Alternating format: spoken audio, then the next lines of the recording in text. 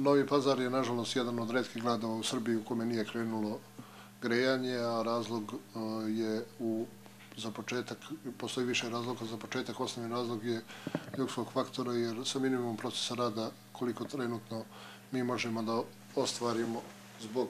štrajka u preduzeću, znači nemoguće je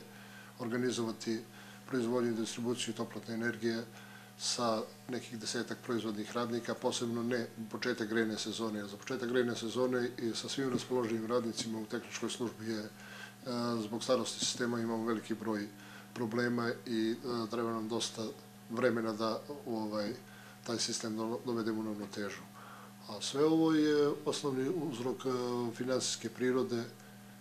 neka naša neekonomična cena koja proizvodi gubitke samo u prošloj grejnoj sezoni oko 50 miliona dinara, pretprošle grejne sezone oko 30 i tako iz godine u godinu se akumulira ta negativnost i veliki iznos naših nenaplaćenih potraživanja koji je trenutno oko 100 miliona dinara. Realno mislim da su naši korisnici navikli da se greju na račun toplane i na račun naših savesnih platiša